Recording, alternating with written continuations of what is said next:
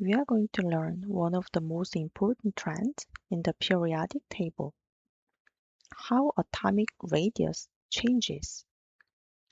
Atomic radius refers to the size of an atom or the distance from the nucleus to the outermost electrons. First, let's look at what happens when we move down a group in the periodic table.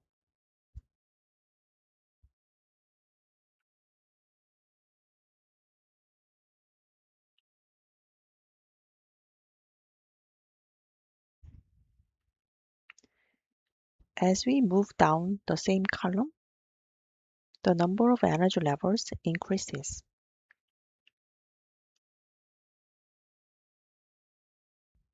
For example, lithium has 2 energy levels,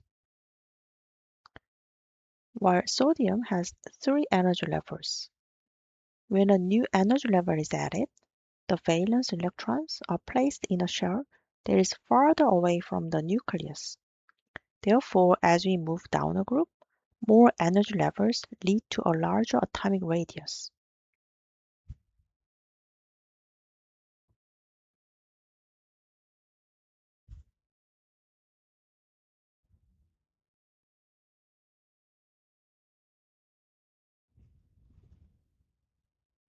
Now let's look at what happens when we move from left to right.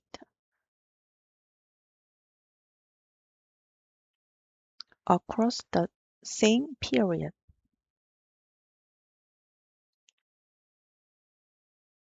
In this direction, the number of energy levels stays the same. For example, lithium and fluorine, they are both in the second period.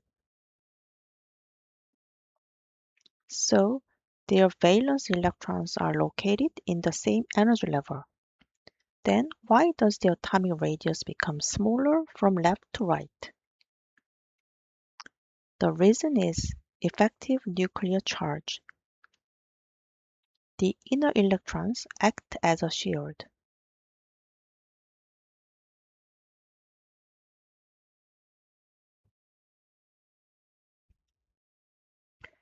They reduce the attraction between the nucleus and the valence electrons.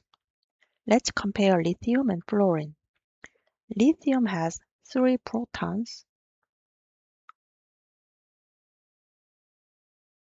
and 2 shielding electrons.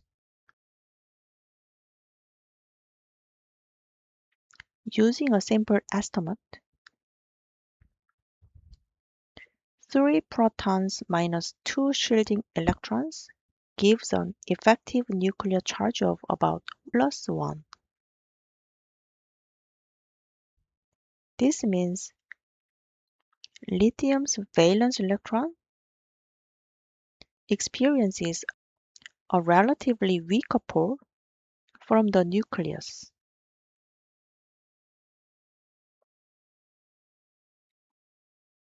Now look at fluorine. Fluorine has 9 protons, but it still has 2 shielding electrons.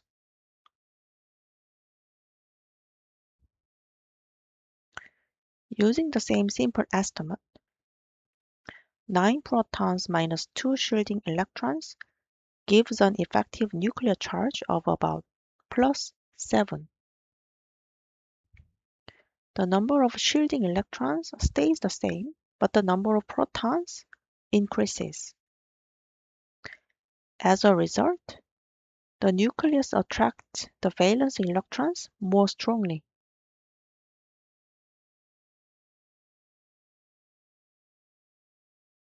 That's why the atomic radius becomes smaller. So remember these 2 important trends. Moving down a group, more energy levels lead to a larger atomic radius. Moving left to right across a period, stronger effective nuclear charge leads to a smaller atomic radius.